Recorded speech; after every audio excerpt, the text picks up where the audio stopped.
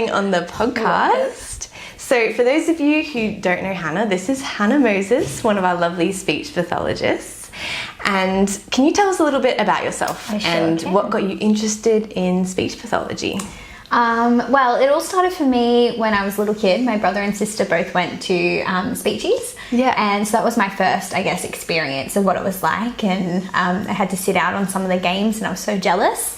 And then as I grew up, my father unfortunately had a stroke and it was quite severe. And so he actually lost the ability to be able to communicate. So he worked with some speechies back then, and it was before, I guess, there was a lot of support for AAC, and he kind of just got left. He did rehab for a little bit, but he wasn't making enough progress, and they thought, this is kind of where he's at and his baseline. And so he got moved to a hospital, but he stayed alive for another 2 years, I think, after that. So we had to communicate with him, and it was really difficult, especially as a child, not knowing how to connect with someone who couldn't talk back to you. But we would play games with him, card games, and it was really, you could just see him light up when we got to go and see him. And so it was really, I guess, an eye-opening experience for me as a child to see how important communication is, and to be able to connect with someone non-verbal, and make those relationships. So yeah, it was really, that was kind of my big turning point about why it was so important and the heart behind why I do what I do. So yeah. Yeah, wow, that's a huge introduction into that world. Yeah, I kind of got thrown in as a kid, but it was worth it. So yeah, because I think it's made me a better clinician now, because I can see, different experiences, and can see how hard it is for families that are also going through that and who have lost someone really close to them, or who are going through really difficult times where communication's changed, or because people can have acquired issues, or it can be developmental. So yeah, wow. Well, thanks for sharing. No worries.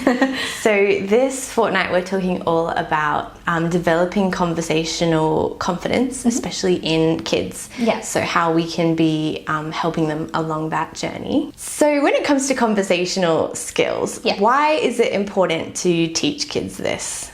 It's really important, obviously depending on the child and their capacity and level, but it's really important as an adult that you can communicate with a range of different people. It's important for work, employment opportunities, and it's important for social connections with people, and we don't really want to isolate ourselves from people and connection, because that's where we get quality of life.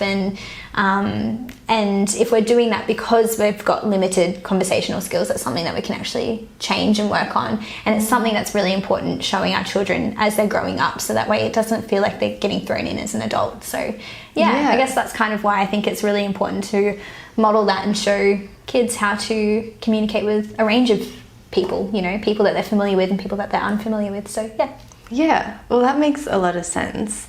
So what does it look like to model conversations to kids? It depends on the age and depends on where they're at, but my advice for parents is always to model just a little bit beyond where they're at. So if they're a toddler and they're stringing a couple words together, you might be starting to string some more grammatically correct sentences. You might be showing them what a longer conversation looks like. You're not using the baby talk, because that can be really tricky, and so you're modeling just that next step, if that makes sense. So kids that are older in school, you might be modeling some more things about like communication breakdowns when they're having fights with people, and how do we resolve that, and you can sort of talk through and do it in play, so they can sort of see it with, like, for example, if you're using toys or something, then they can see how you're resolving it. Or you might have an extra person come in, like your husband or a friend or something like that, and you can actually model it between the two of you, having a cup of tea or whatever it is, so they can actually see and be exposed to it without necessarily targeting it directly. Yeah, that makes a lot of sense, to take it at their pace and sort of take that next little jump, I guess, and model that. So that's some really good advice. And I guess kids are always watching too, right? Always 100%. Observing conversations in the home. Monkey see, monkey do is kind of like the thing that I think about. And so, when you've got them around you, you don't have to be doing it directly, but you can actually be doing it indirectly all the time. So discussing or having phone calls with people, or having to book an appointment, because that can be really hard for some adults, is to like actually have the phone call. So they're all things that you can model and go, I'm really worried about this phone call, and I hope it goes well, and this is what I'm thinking about, and then making the phone call in front of them so they can sort of see what it is. That's some really good advice, yeah. So growing up in the home, young kids are obviously observing, seeing what's going on, you're modelling those conversations for them. What about when it comes to a bit older kids? And is there a different approach there in how you'd model conversations? Absolutely. And I think, again, even for little kids and older kids, it depends on what kind of learner they are, and it depends on if they're neurotypical or neurodivergent. For me, I learn best when I'm watching and when I'm sort of engaging in other people and seeing what they do. And it's the same for adolescents as well. And there was times when I remember I had a fight with a friend at high school, and Mum was like, okay, well, let's go sit down with them. And the parents came and helped mediate. And it wasn't like this big bad thing. It was just them showing us how to actually have the conversation, because that can be really hard. And a lot of times adolescents just tap out and they cut those friendships because they don't actually know what to say in that situation. So that was helpful for me, but it just depends on how engaged they are and what they want and if they're motivated to. So sometimes they think that the easy way is the better way, but in the long run that can be really detrimental. So actually supporting them and going, I know this feels really hard right now, but here are some things that we can do to support you is really, really important. If they are neurodivergent, taking a slightly different approach can be helpful. So instead of forcing eye contact and making them feel really uncomfortable, we can do things like, teaching them about some strategies, or saying, hey, this is what the social norms are. You don't have to follow those, but this is what they are and this is what is normal. And so they can then choose what they want to do and what they feel comfortable with. And so they can find ways to manage and support themselves in conversations with other people. Maybe it's they're actually advocating for themselves, which is what I tend to try and support them with, and teaching them how to communicate, hey, I'm autistic. This is why looking at your face directly is quite difficult for me. I'm going to do this while I have a conversation with you. And so, it just depends on the client who comes in or the person that you're supporting. So, Yeah, that makes a lot of sense. And I like that idea of your parents helping you resolve that conflict, because it's such a common thing for that age. And it's a little bit of I don't know if you'd say rite of passage, but it's something that we all go through. And so to have someone come alongside you and show you how to do that really well, that's really good. Oh, it was very intimidating, but worthwhile. Challenging, but a lot of growth I can imagine came out of that. Yeah. So when you're working with kids and the conversation is maybe not going very well, or there's sort of something that's happened and it's not a great success, how would you maybe point that out to the kids, and then how would you coach them in sort of fixing that? So a lot of the times I'm not doing it in the moment, because in the moment, it depends on what's happening, but if they're sort of really in crisis mode or dysregulated, or they're quite upset, you can't really get through to them in those moments. The only thing that you really need to do in that moment is be there for them and help them regulate again. But once that's over, you can sort of talk in hindsight and support them and going, hey, like, I noticed that this happened. What can we do next time? Maybe we could try this, or we could try this. And so you're giving them sort of two options.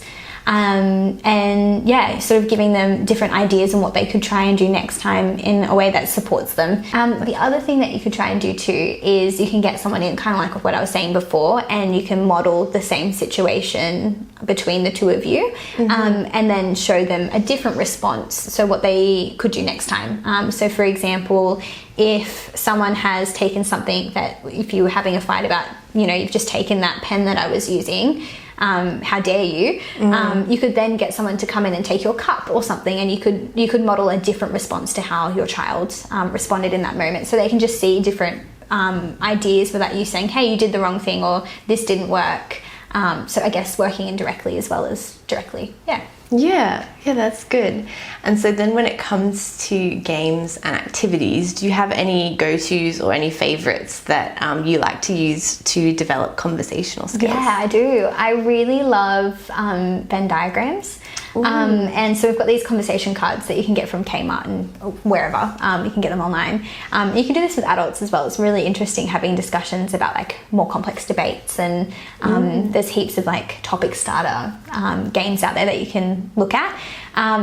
But for my younger clients and for adolescents, I like to get these conversation cards out just to start with, and then you can move to more flexible, off-the-cuff kind of questions, and we sort of just track what all of our answers are. And typically we're very different. We've got different ideas or different preferences, but then we'll start to find that there's a bit of an overlap between some of our opinions. So if we're talking about cats or dogs, maybe we're both dog people, and so that will go in the middle of the Venn diagram. And then at the end of the conversation, we can sort of share what we've learned about each other. And it's a really good opportunity for them to reflect on, oh no, I can see that I've learned lots of information about you, but I haven't told you anything, or the other way around, where they're sort of like, there's lots of information about them that they're sharing, but they actually haven't asked you any questions. So it's a really good visual demonstration of conversation and balance.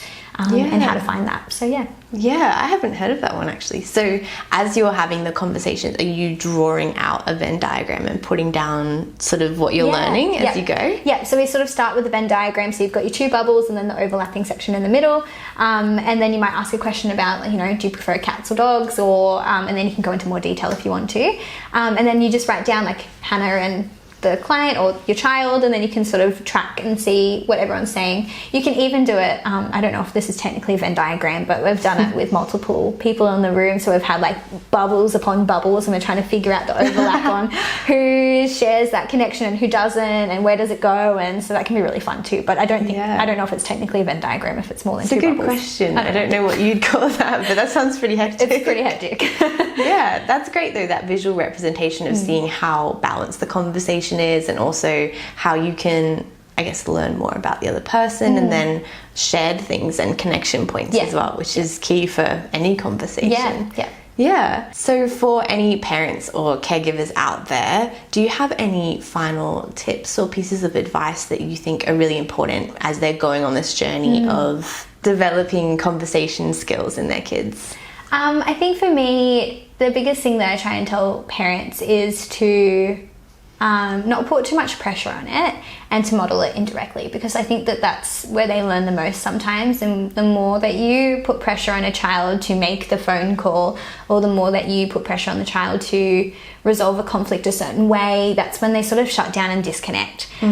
So the best thing that you can do is sort of just be there for them, walk alongside them, and offer ideas and support, and model different situations and scenarios for them to see. You can talk about it when you're not in the moment, but I think doing it in the moment can feel really like judgy for some of them. So it just depends on what strategies they need and where they're at. But yeah, just walking alongside them, I think, is the most important thing to come back to. Am I supporting them from the side, or am I taking over and telling them what to do? Yes. Yeah. Well, that's some really good advice. Well, thanks for coming on the podcast today, Hannah. It was great learning a bit more about you and your journey with speech pathology, and thanks for giving us all that advice. So if you're looking for any more resources on this topic, you can head over to our blog, and we have a post directly on this topic of developing conversational skills. So go and check that out, and thanks for listening.